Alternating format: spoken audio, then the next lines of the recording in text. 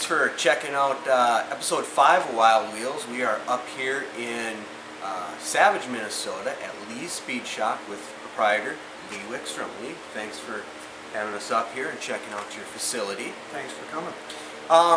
Now you said you've been in this shop for about 5 years or so, but you've been in the motorcycle industry for quite some time. Tell us a little bit about your start into it and what led up to all this.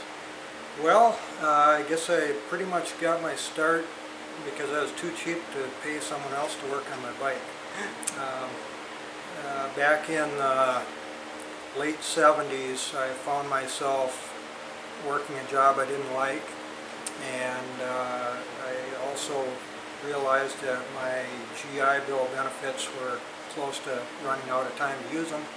So I went to a motorcycle mechanic school in Hutchinson, 2-year program there, and from there when I finished, it was at that time it was real hard to find a job in a motorcycle shop.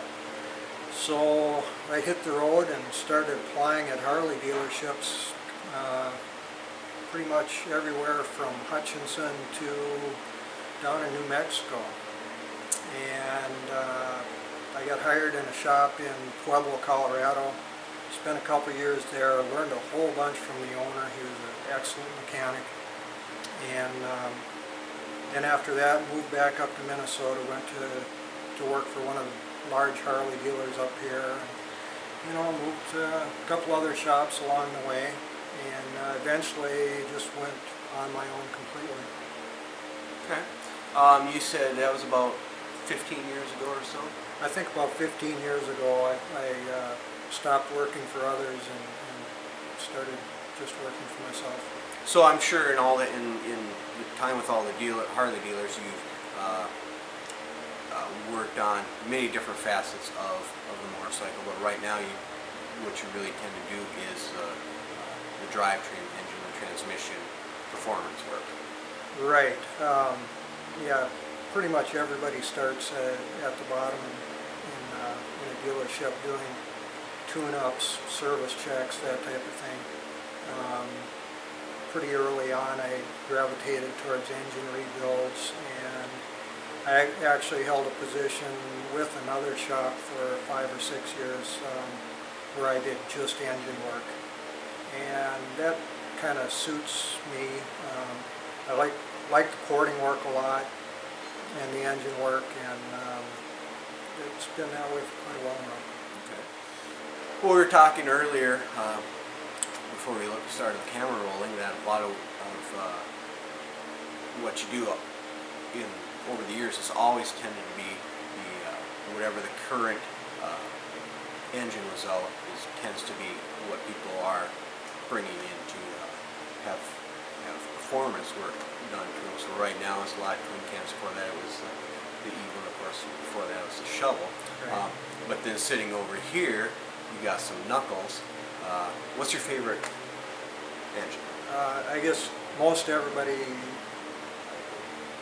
that knows me knows I love the Knuckleheads, and I'm kind of known for doing rebuilds on Knuckleheads. Back in the mid-'80s, I got it in my head I wanted to go drag racing, but I was such a Knucklehead fanatic that I ended up building a bike, a Cohen lower end, which was the bike I had, and putting a set of dual carb Knuckleheads on it, and went drag racing for quite a few years until I spent a good portion of my kids' inheritance. Finally came to my senses and got out of actively drag racing, but I still sponsor a few of the local guys, not so much with money, but with a little bit of porting work for them and that type of thing. Sure, help them out. Right. Yep. Okay. Because at the Donnie Smith show, and I'm looking at it over here, you have this cool Knucklehead. Well, it's named right on the rear fender, the Knuckle Dragger. Pretty crazy looking bike. Want to go over and tell us a little bit about it? Sure. All right. Glad to. All right, so here we are with the Knuckle Dragger. Tell us a little bit about it. Well, I guess once you're a drag racer, it's kind of hard to get it out of your blood completely. This bike came about because I still kind of had the wish to every once in a while, like once a year, take something out and go down the drag strip.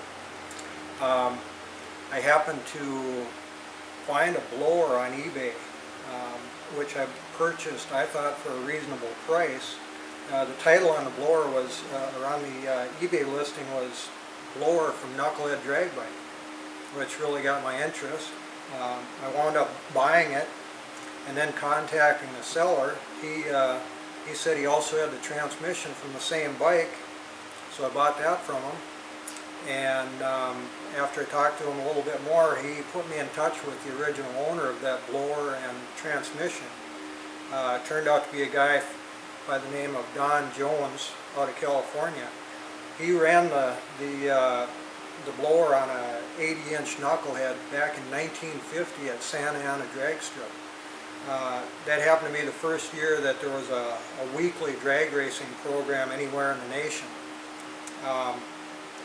So basically I have the transmission from that bike, and I decided to build a bike around it. I didn't get any pictures of it, so I couldn't really recreate that bike, but I took my cues from some of the famous racers of that day. Chet Herbert was a big name racer, drag racer.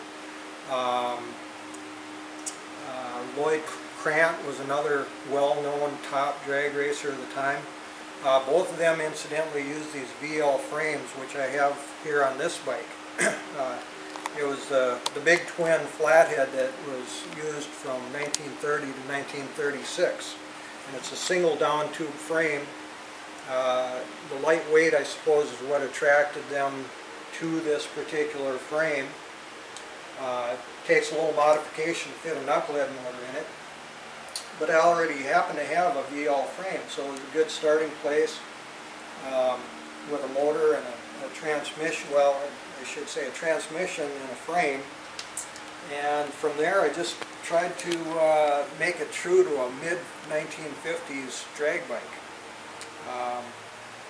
I happen to have a set of dual carb heads that had been sitting around the shop for a long time. They were originally done by someone, I don't know who, don't know if they were actually ever used on a drag strip. But with a little TLC, they're some pretty nice heads. It's got a pair of dual Linkert carburetors that I modified.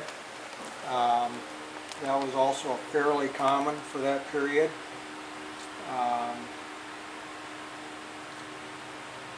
The heads are sitting on a pair of panhead cylinders, which is also a very common modification because the knucklehead cylinders had a bad habit of blowing up when used on a drag bike. Lady, didn't have to get out of here. Oh, we got the shop dog here. So lay down.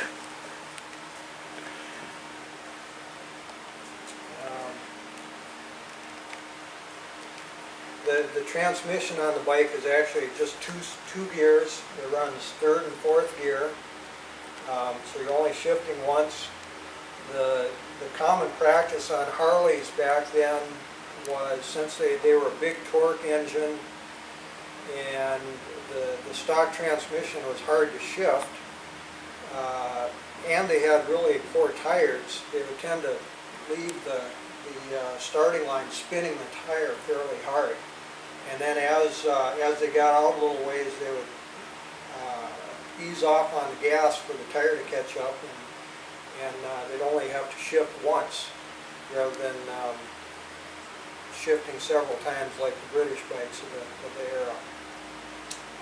A lot of them ran on nitro. This one's actually set up to run on alcohol.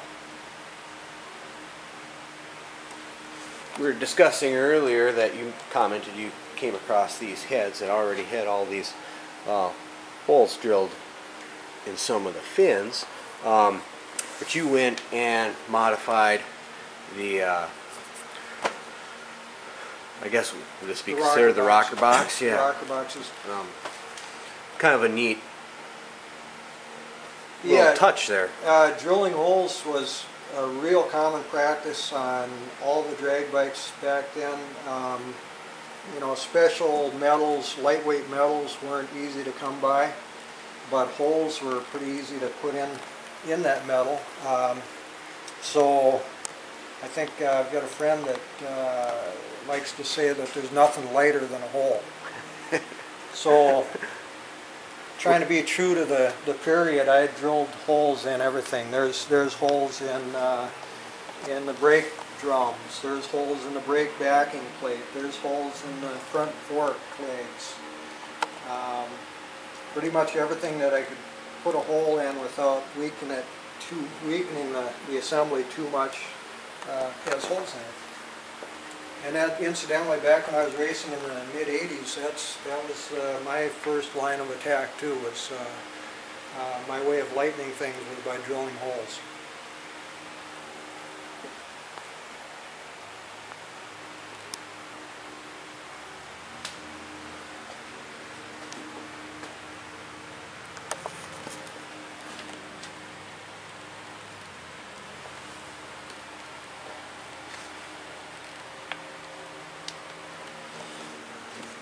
Every place I go always presents a new challenge because everybody has these nice little confined spaces to try and shoot in. What model linker carb is this? They're M35 carbs. However, I did put the larger Venturis from M74s in them. And they also, I'm running fixed jets rather than just the adjustable main jets that they came with, which obviously with alcohol you're running a lot larger volume of fuel through it, so that works out pretty well.